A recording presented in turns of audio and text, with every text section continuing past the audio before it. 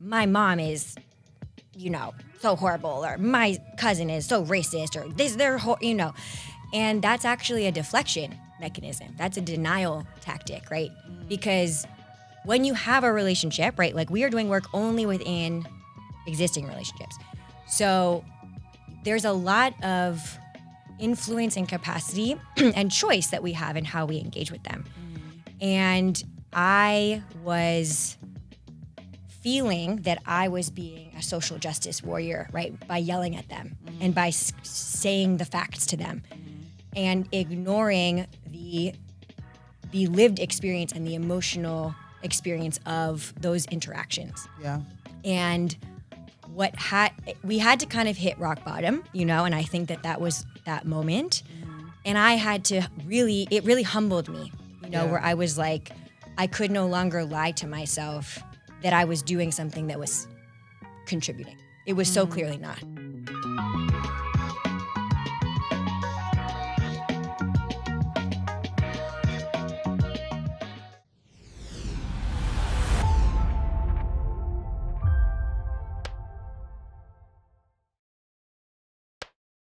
Hey everyone, welcome to Set in Stone, where we are setting in stone foundational things about social justice, politics, all of those good things. This is The South Got Something to Say series, and I am so excited for our guest today. Her name is Elizabeth Woodson.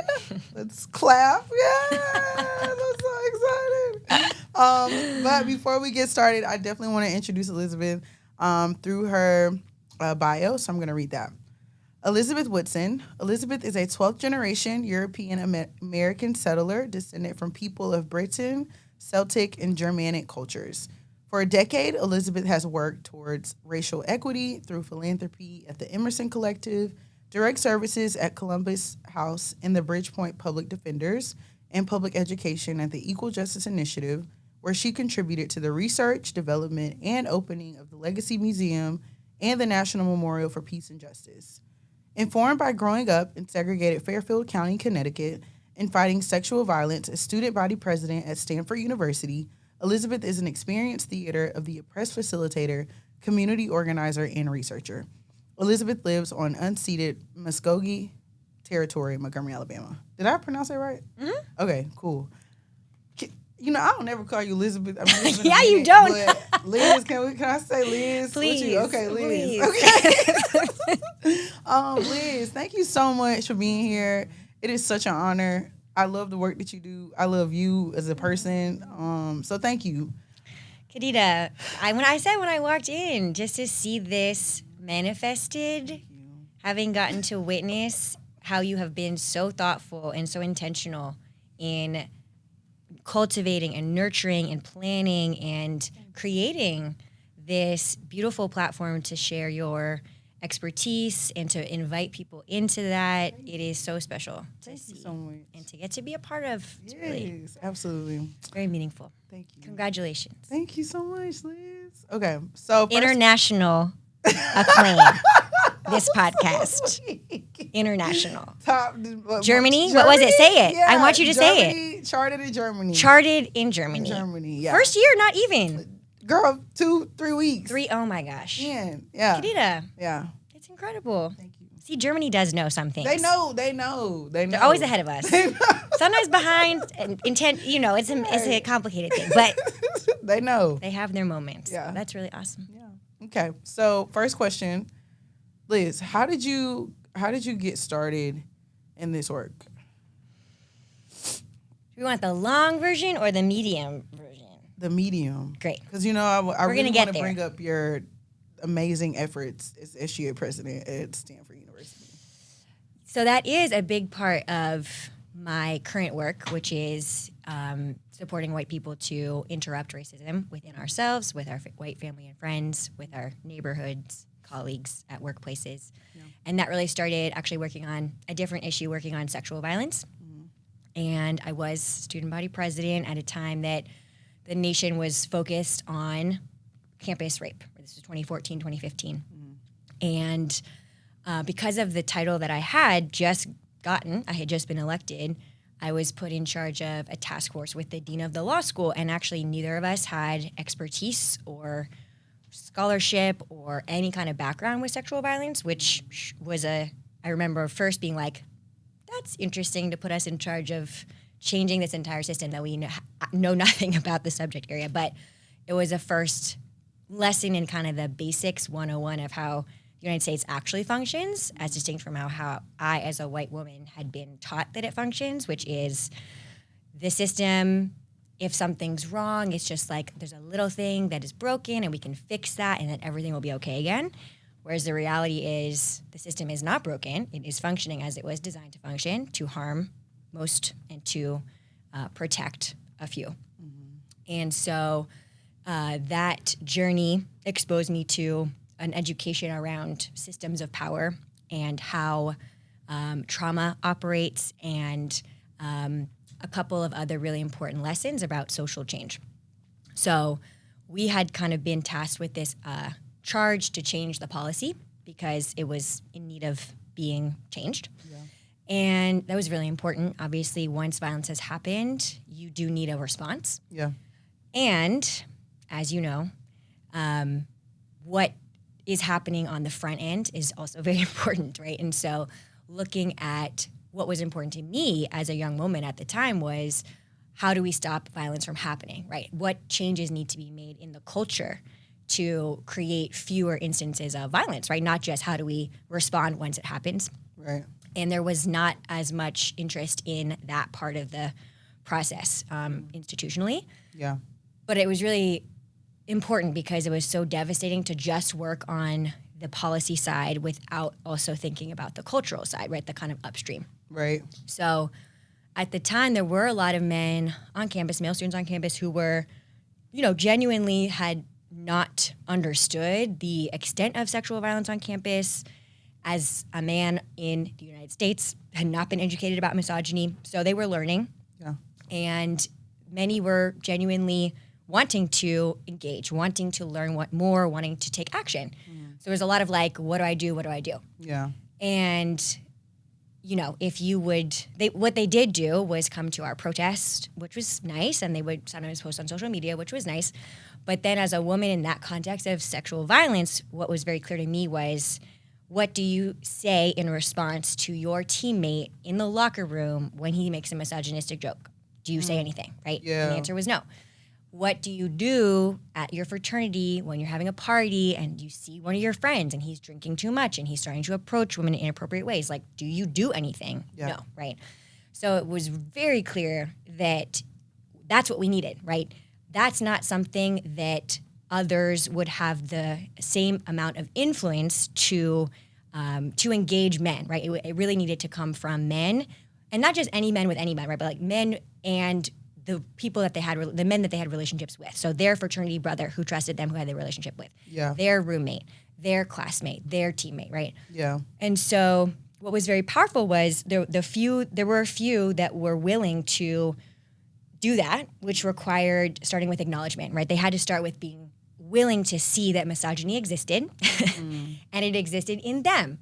They might not be the man that was violently raping someone, right? Yeah. This was the time of Brock Turner, so that was like very visible. Yeah. Actually, after we had already started working on it. That was months into the process. So you didn't have to be that person to be part of the problem, right? Like, you existing as a man in this country means that you have been conditioned to have thoughts and reactions that are misogynistic. So that was really tough because there was a lot of fear around that acknowledgement, because then you'd be like, you're a bad man. I'm trying to be a good man. It was like, how do I get as far away as possible from those bad men, as opposed to being like, actually, every moment I get to choose to see or not see misogyny and to interact and interrupt it or not.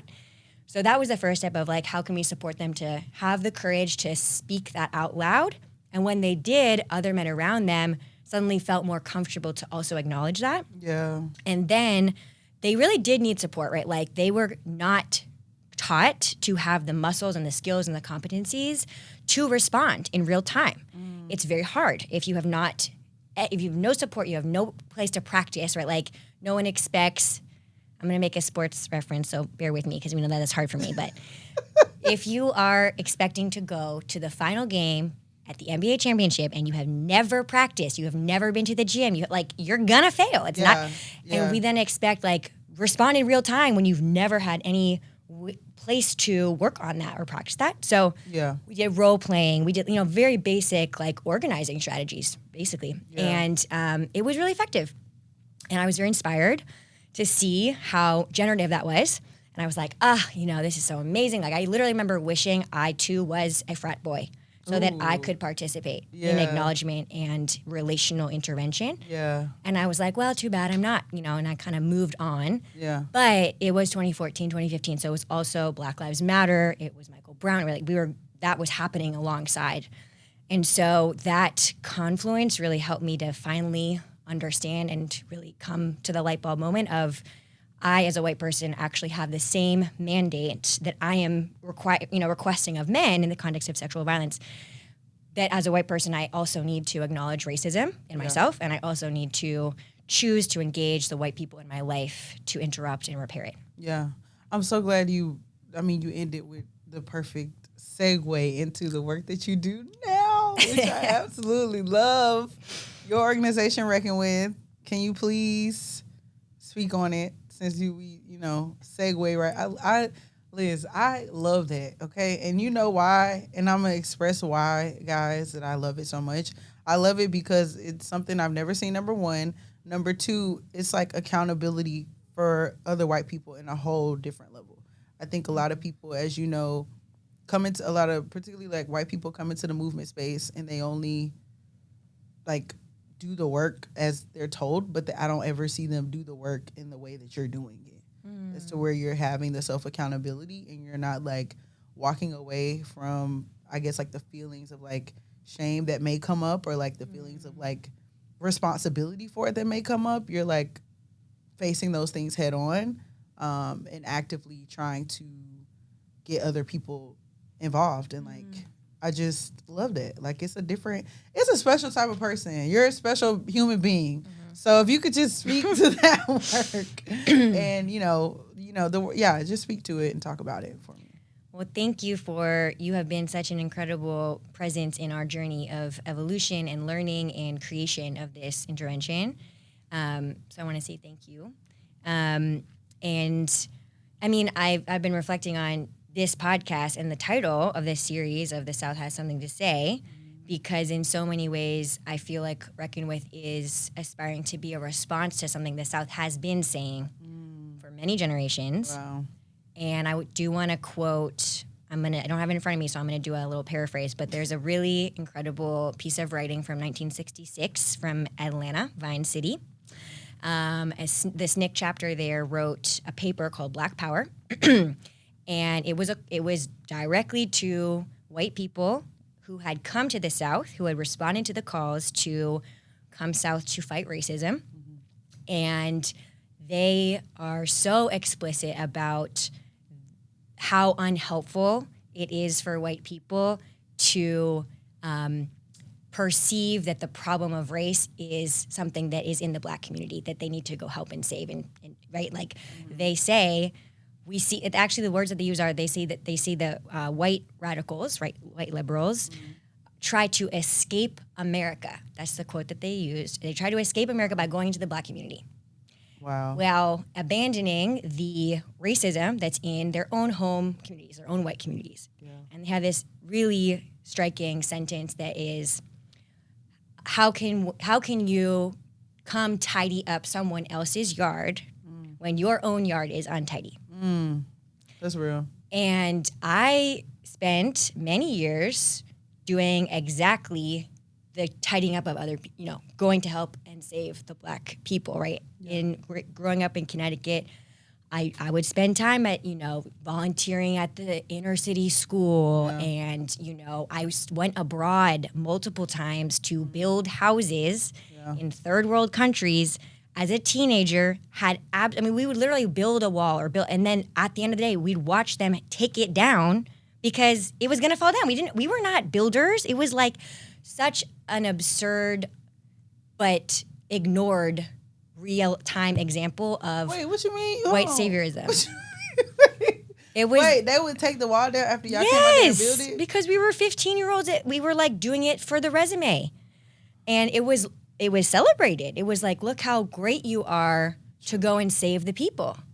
And people used it, including myself, to put on the resume, get into the elite college. And it felt so off in my spirit and my body, but it was what was done. Yeah. And I'm not, you say I'm a special person, and I really appreciate that. But I'm not, right? Like, I was like, great, I guess this is what we do. Yeah. And that call from the movement that SNCC, the Student Nonviolent Community Committee, is one of many, right? Like, pick a person, and they talked about it, right? Going back to Marcus Garvey. This, you have your own work to do, and you have been abandoning that. Yeah.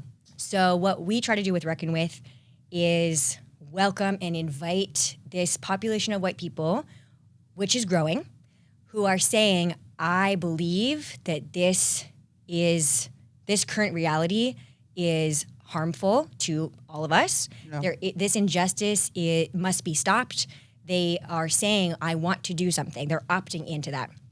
And then what they're doing is, learning, going to workshops, going to museums, watching films. All that is very important and really incredible. Yeah. And then there are some opportunities as well to, to volunteer, to donate, to organize more in terms of the kind of electoral space. So phone banking, all that's very important. Yeah. However, as that quote speaks to, right, you with yourself, you with your white family and friends, you at your workplace every day.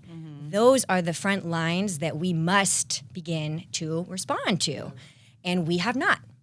And systems are made up of molecules, right? So each of us has relationships and influence with many white people, both intimately and institutionally, right? So our family and friends and partners, and also our PTAs, our neighborhood associations, our alumni groups, boards we're on, our workplaces, right? Yeah.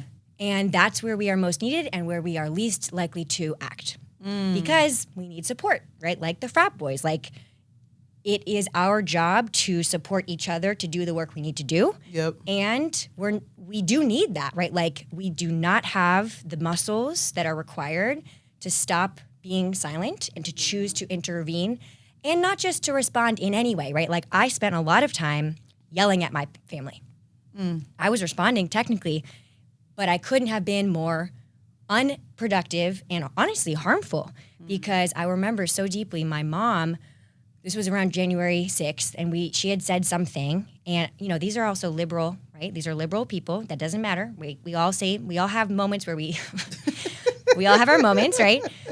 And she said something, and I was, I'm sure I was very accurate factually, right? But I was yelling and screaming, and she just stopped me and she said, I hate talking about race because you are always so angry at me. And I still feel it. I remember just being like, oh my, like, what am I doing, right? Like, this is not what the movement has called for. Yeah. So we really try to support people to productively, right, with rigor and with love, to strengthen, not weaken the connections that we already have in very specific ways, right? Like, each participant has to choose 2 reckoning efforts that are theirs to commit to for the long term.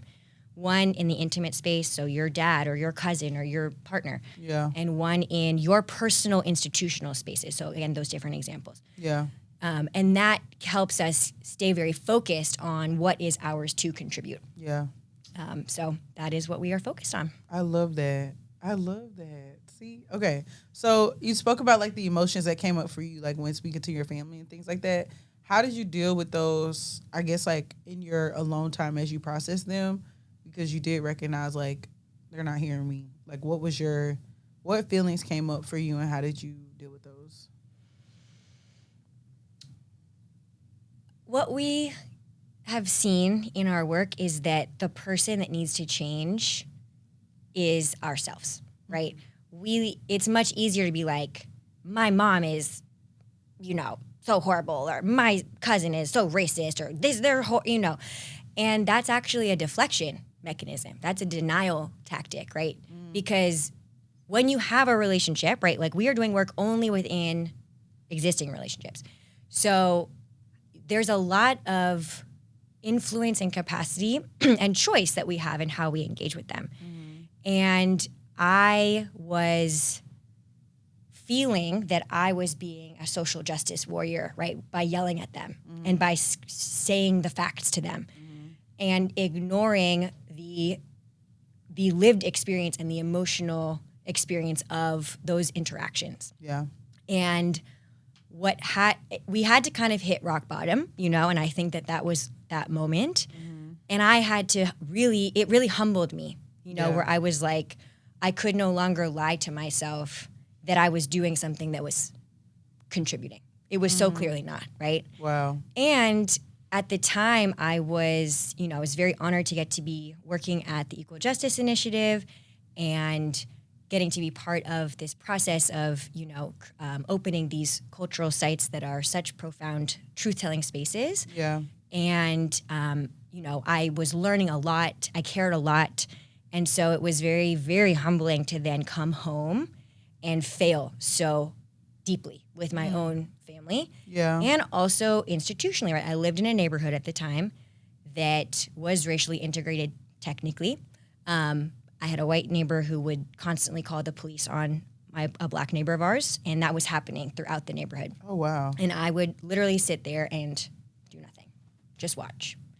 And I knew I had to, and I wanted to, but I just was immobilized. Yeah. And those two experiences really brought me to my knees, honestly, because I was like, well, if I learn more, if I do this, or if I care more, then I'll be able to. And it really isn't a question of education. It is important always to learn more, to be informed more. Yeah. But it more is a question of support and practice and choice to engage in a way that is loving. It's much easier to be disdainful, and it's much more destructive. It is, yeah. It's way easier to be. And so when we make and that's why the community aspect is so important. We put folks in groups of 3. It's the same 3 people every time they meet, every week or every other week. And they really are there for you to both hold you accountable and also let you vent and also help you process and also like break it down to the very tiniest next step that you can try, right? And trying is a success because when you try something, if it works, that's obviously great. If it doesn't work, now you know something that doesn't work and you won't try that again, right? Yeah. So it is important that we have these spaces for processing so that we don't spew it out into the world, right? And so the white affinity spaces are very necessary if we want to responsibly engage in multicultural spaces, in Black organizing spaces. Yeah. And so often we just run to those spaces without tending to our own selves first, and that creates a lot of inefficiency at the very least and often harm. Yeah. Yeah. So how do you, when you're seeking out people to like be a part of your organization, are there like certain qualifications folks have to have, or like, I don't know, what do they have to say? Do they have to already be in the movement? Do they have to come from the business world? Do they have to, what is that like? Yes. So we just relaunched a couple months ago and have done no formal recruitment, but just by word of mouth. We have folks now in 22 states. Actually, also internationally in Canada and in Italy, so some expats, which is great. I love that. And it is a really wide range. It's folks that work in tech, it's in consulting, right, and bankers. It's folks that are frontline community organizers, therapists, anti-racist trainers, folks that are full-time parents, full-time caregivers for elderly relatives, 20s through 80s. It's a really wide range. I love that. We do not require any prior experience or education. The only thing that we ask is, first of all, that you identify as being racialized as white, because it is an affinity space or white passing, and that you are opting into something that you know is going to be about you engaging yourself and your white relatives and colleagues. This is not about other people in other places that you do not have connection to. This is about looking at yourself, right? And that's different than a lot of the other invitations. And we don't want you to get into this space and then be like, I didn't, we want it to be opt-in, right? Apparel can be a powerful tool for making changes in the world. Individuals can raise awareness and inspire action by choosing to wear clothing or carry products that promote a particular message or cause. When you buy our apparel, you are not just purchasing a piece of clothing, but investing in a positive change. Our brand is committed to making a difference, and we believe that fashion can be a force for good. By making conscious choices about what we wear, we can use our clothing to express our values and advocate for positive change. So why not make a change for the better and choose our apparel? By doing so, you are not only making a fashion statement, but you are also making a statement about what you stand for. Join us in our mission to create a better world through fashion. Policy and Change Notebook. Thoughts and prayers are all right, but what we really need is policy and change. This 118-page spiral notebook is dedicated to developing actionable solutions and driving real impact, focusing on meaningful reforms and transformative initiatives. Follow Black Women Tote Bag. Carry change with you wherever you go with our Follow Black Women Cotton Canvas Tote Bag. Made from durable, eco-friendly cotton canvas, this spacious tote is perfect for your daily essentials. Featuring sturdy handles and a powerful message, it's not just a bag, it's a statement of commitment to justice and equality. Join the movement and make a difference, one step at a time.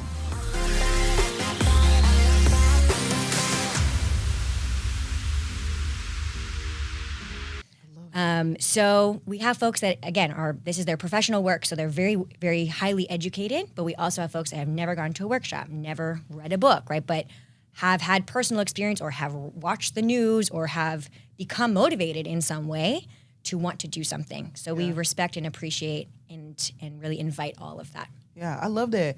I didn't know you accepted white passing people, because when you told me to send it to white folks that I knew the first time, of course I did. When is the next one? Because I got a few white passing folks. So people can join at any time. Okay. The groups of 3, it's not a cohort model where they all start and stop at the same time. It's more of a model where anyone can start at any time. Yeah. And the hope is that they go for really into perpetuity. Reckoning is going to take our lifetimes. We know that. Yeah. So we want to be supportive for as long as you find it useful. Yeah. And we really do leave it to folks to self-identify. And the first step is that they fill out a survey that helps us better get to know them. Some folks come in already having 1 or 2 people that they know they want to be in a group with. So they might have been organizing already together in a different space or have gone through a workshop together and met that way, which is great because we just are there to help them implement what they've just learned or apply what they're working on. In a more personalized way. Yeah. But a lot of folks do come to us that, they don't have other people in their immediate circle that they want to be in a group with. Yeah. So we help to match them. And we ask, what is your, a lot of questions, right? Like from everything from logistics, like, do you like to meet in the morning or at night? Do you like to meet the weekday or the weekend? Because logistics is huge as a barrier to consistent engagement. Yeah. But then also about, are there other identities that you want to, that you want to be sharing with your other group mates? Because we know that the more folks share, the more meaningfully they can build trust and also just understand each other, right? So if we're both parents to teenage kids, we know what that experience is like in a way that I am not a parent to a teenager. I can try to be helpful, but I'm not gonna, You're not gonna. So we want to make sure that, and so being white passing is one of those pieces where we have folks that would want to be with others in that experience. So we leave it up to you to identify as that, and then to tell us, how you want to, what's most important to you to be matched in your group. Yeah, I love that because I think. At least the white passing people that I've encountered, they get to pass. You get to pass, And so I do think that because they get to pass, there is like a distorted reality of what it really is, just based off of when somebody sees you, what they think you are rather than what you are. So I think it is important to include them in that. So, yeah. And it is a specific experience that is distinct from whiteness. Yeah. And so we want to make sure that there can also be some distraction and even harm if they are then having to be with 2 other white people. Mm-hmm. So we do take that very seriously and try to meet everyone's, unique needs. Yeah, I love that. Okay, so I want to shift a little bit and talk about your work at Equal Justice Initiative and the research that you did for that and just like some quick takeaways from that work and how it relates to the movement in our time now. So I guess, can you talk about your work with EJR? It was such an honor to get to be part of that. I really recommend, folks to sign up to receive their daily emails. They have a calendar of the history of racial injustice. Every single day you can receive in your inbox a very pretty concise but really detailed account of an event in our history of racial injustice. And their reports, right, their legacy is so long, right, even much preceding the opening of these sites, and really singular in our national educational landscape, because they are so clear in their thesis to elevate the legacy, right, to not separate out our current era from our history, and to really bring people to confront the origin, right? So looking at mass incarceration as a evolution is the terms that they talk about it as an evolution, right? Which is so specific. They're always so precise in their language, going back to the creation of these false narratives of racial difference is the language that they use, created to legitimize the genocide of Native people, and then to legitimize and maintain the enslavement of African people. And that those are those false narratives.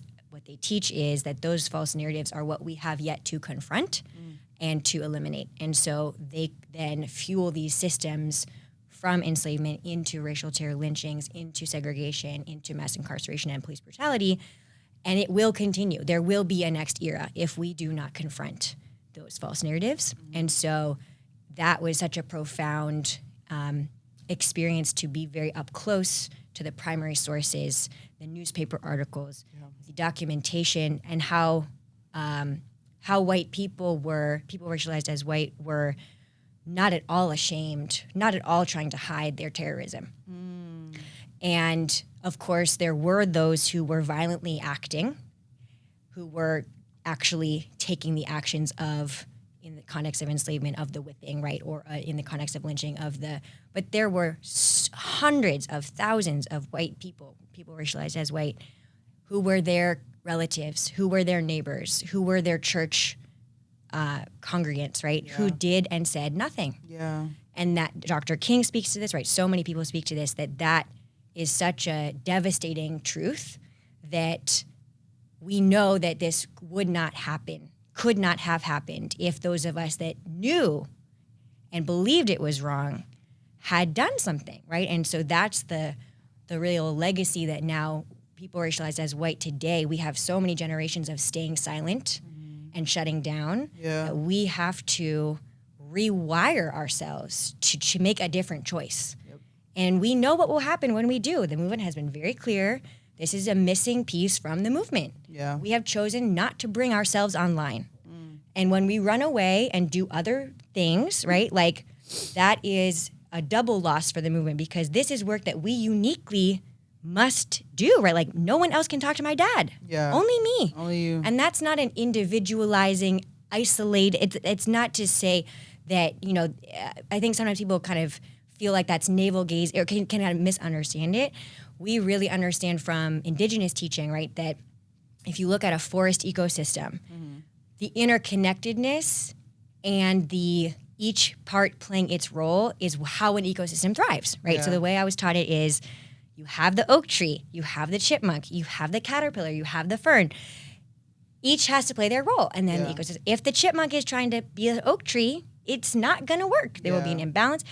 And so that's really a gift that we get to choose finally to see and acknowledge, and then take, to choose to take responsibility for the daily actions that are ours to contribute. And then it feels like I was speaking to in my gut when I was going into the Black community to help. It felt so bad. It felt so wrong. It was like tense yuck in my chest, in my spirit. And now, as I've shifted, right now that I am engaging my family members with love, and now both of my parents have signed up for Reckon With. Now they're participating. right? It really does work, right? Wow, And I then my love neighborhood that. association, right? Like I had not been a part of that. I was going involved, and I am very grateful to get to participate in local organizing efforts in Montgomery Yeah. that are Black led and Black run, and they're incredible, and I will continue to do that. And I was doing that while meanwhile, my neighborhood association, which was all older white people, was organizing to bring the police into our neighborhood to arrest Black neighbors every day. And I was just, let me go and register Black people to vote, you know? So that's the shift we're really trying to support is understand where you are, who you are, who you are around, who you have connection to. And when you do own that, your spirit shifts. Like it feels different. You engage differently. You are owning what is yours. You feel the contribution, and you can sense that ecosystem becoming a little bit more balanced. Yeah. And it is not a coincidence that my chest feels much more at ease when I make that choice, right? Yeah, I love that so many good points you made. I think one that stood out to me, so many. Hey, so many. First, the one where you said how you were helping like Black-led organizations, but in your own neighborhood, it was like older white people who were trying to bring in the police to arrest Black folks. What sparked that like moment and was like, hold on, wait a minute. Even though you say you still are helping the Black-led organizations, but you were like, let me just shift my, I guess in a sense, like white privilege and like check them on that. Like what was the turning point for you? So I also am a participant in Reckon With. Okay. Because in so many ways, this is what I needed, right? Like I was failing. I needed support. And as I was speaking to other white people, people racialized as white, and we can talk about that. I'd like to talk to you about that, the difference in language. But that was the same barrier point, right? Like people were like motivated, learning, wanting to do something, and then not implementing. And so I am also a participant, as is the folks on my team. We all, participants as well, those that are racialized as white. And it's really important to also like do the thing that you're building, right? Like it would be hilarious if I was like, this is for other white people, it's not for me, right? Yeah, that would, yeah. But I'm not gonna lie, I didn't even think that to be a thing for you to participate. Yeah, absolutely. But that's such a great point. So it was my journey as a participant is what really, I will say, forced, but also supported me to come to that realization, right? Yeah. We use a very basic technique of community organizing, which is mapping, right? So every participant is guided to make a map, right? We send folks colored pencils and paper and try to kind of bring out our creativity and literally map out your intimate and institutional relationships. So in doing that, right, like thinking about my institutional relationships, one of those was this amazing volunteer organization. But then it also, we share prompts, right? We're like, do you live in a neighborhood? Does that neighborhood have a homeowners association? Or if it's a condo building, right, is there white people, we have created many structures for control that are just silently embedded, right, into our communities. Yeah. So in that case, right, some of these instances, right, like with my parents, obviously I already had a relationship with them, so that was just re-engaging in a different way. But institutionally, this was actually, I needed to join something that I had access to but was choosing not to engage with. Yeah. And this could be, if you're a parent, a PTA group, right? If you went to a college or university, an alumni group, right? Like you might not be engaging. Yeah. But it's your responsibility to choose to figure, because I had never been to one of these meetings. I had no idea, and I was just trotting along.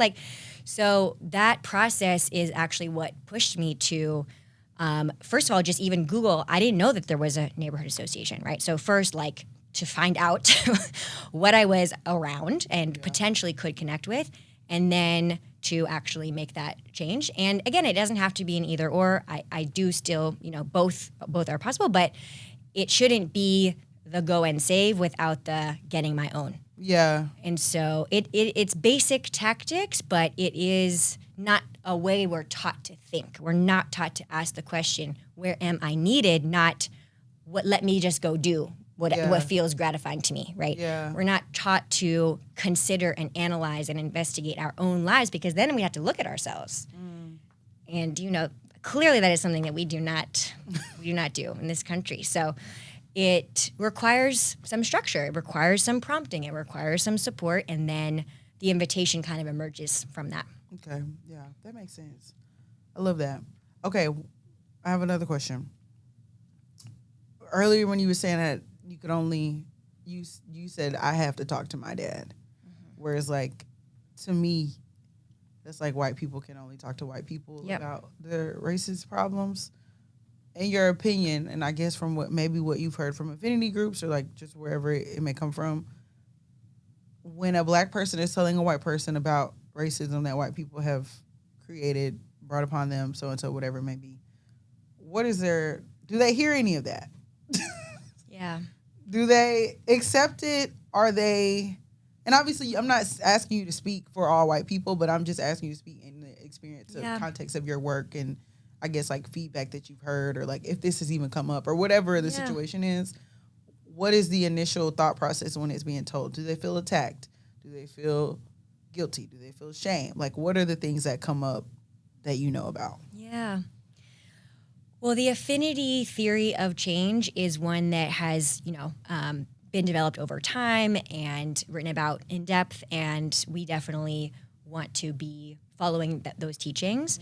And people can be influenced in a number of ways. It's more that we are really trying to take on the responsibility of what is ours to do, and the reality is, right, it is white people, responding to white people because of shared identity, but also because of relationship, right? Like you listen to the people that you are connected to. Yeah. Right?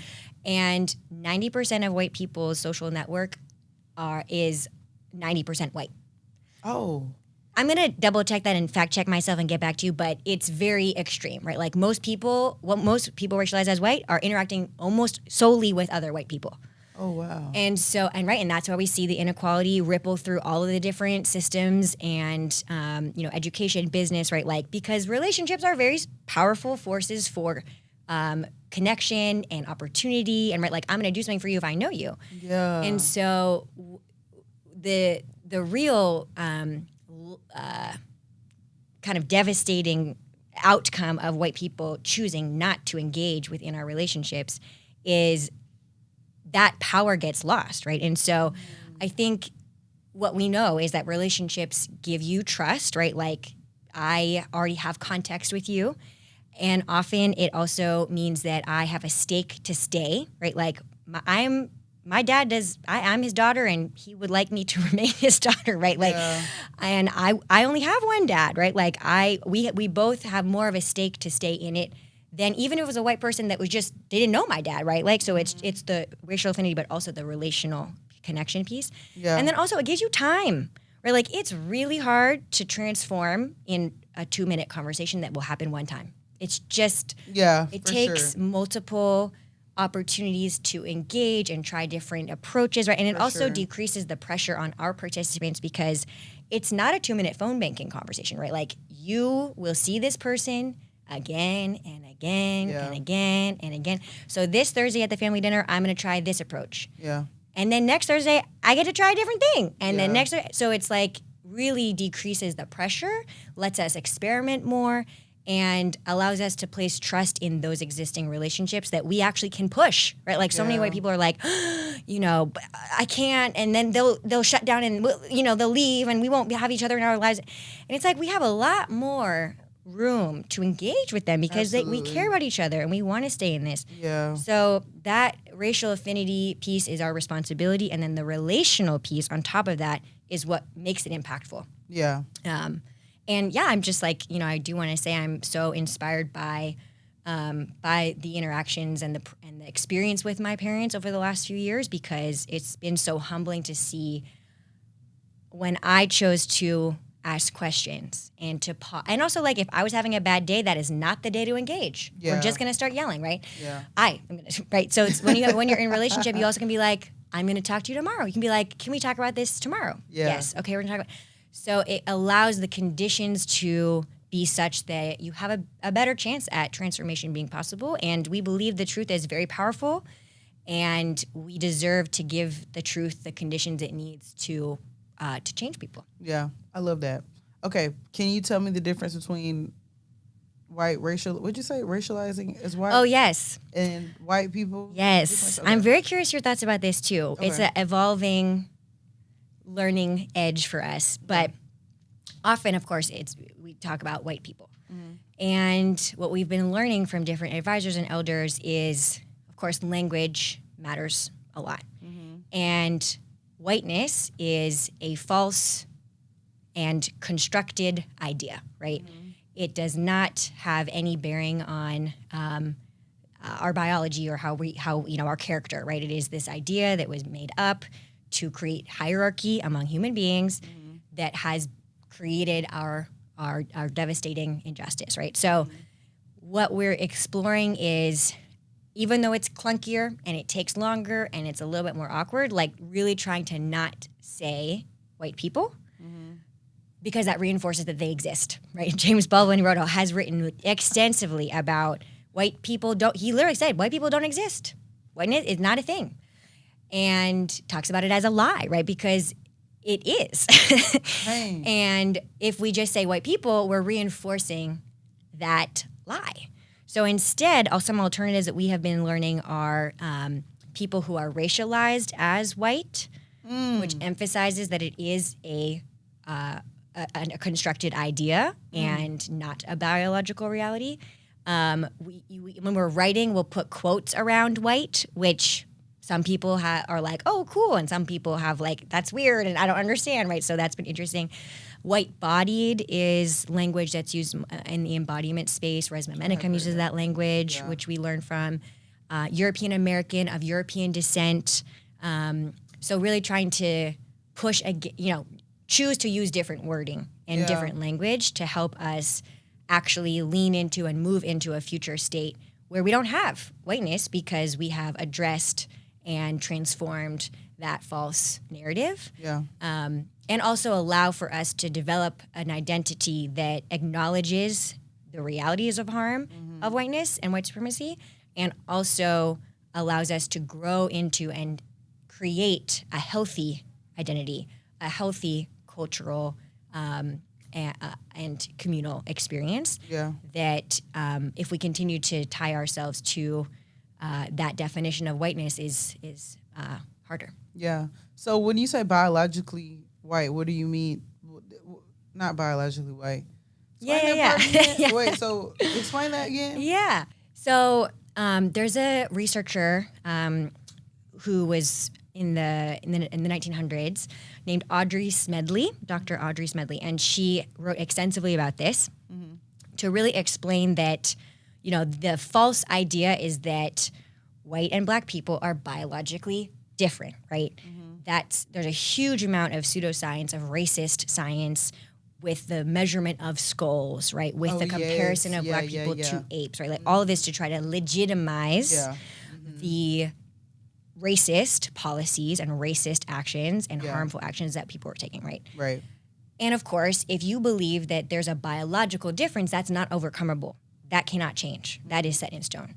So it was very potent and very harmful, and multiple hundreds of years, right, of elevating and creating. I mean, like the SATs, right? That standardized test was developed, of course, inequitably, but also to emphasize that there are differences in the intelligence between white and black people, right? The size of the skull, all this stuff. So what James Baldwin and Toni Morrison and Audrey Smedley, a lot of people wrote about before we had the DNA science to prove it, was, of course, that is a fallacy. And what we now know because of the DNA science and the mapping of the human genome is that all human beings are 99.9% the same genetically. Oh, wow. So the visual differences, right? So pigmentation, skin color, hair texture, those are biological realities, obviously, but they do not dictate the character or the actions or the intelligence of the human being, right? And Audrey Smedley speaks of this as folk ideas that were created, right? Again, the false narratives, these false mythologies, that have made us believe that race exists. So on the census, you have to say, what is your race? Like we talk about it as if it is a real biological fact, and that is not the case. Right. So that's one of these false mythologies that, of many, right, that have been used to harm and separate and segregate that we need to engage and learn about, right? Which still, I learned that race is not biological when I was 23 years old, and I went to Stanford. I mean, it's like so deeply, it's not explicitly taught. Yeah. Or retaught. Yeah, it's not. It's a book called The Medical Apartheid. Mm-hmm. You heard of that? Yeah. So it talks a lot about that. Okay. Yeah. So what's the word again? Racialized as white. Racialized as white. Okay, I'm going to add that to my vocabulary. Racialized as white. And then when people ask me why do I say racialized as white instead of white people, I know what to say. Okay. We're trying to use different language to be more accurate and to help us have to reckon with in real time that whiteness is a made-up idea. Yeah. And I we got to believe read the James Baldwin thing. I will. The essay is called "On Being White and Other Lies." Wow. Yeah. I love James Baldwin. Okay, so this was amazing, and I want you to shout out Reckon With, the website, socials, like whatever, however people can get in contact with you. Yeah. We do have a website, www.reckonwith.org, RECKONWITH. And folks can learn more about the experience, can sign up to participate, can share it if they have folks in their life that they would like to invite. Schedule a time with our team to learn more. And sign up for our newsletter if they want more. We do a little monthly update. So we'd love folks to stay in touch in any way. You can also share feedback. We'd love folks' reactions, questions, critiques. We're always trying to learn and improve. Yeah. Well, thank you so much, Liz. I love this, and I love you. So thank you for coming on. Thank you for your incredible wisdom and support and encouragement to really lean into this. Absolutely. To remind us what is important. Absolutely. Appreciate you. All right. See y'all next time. Bye.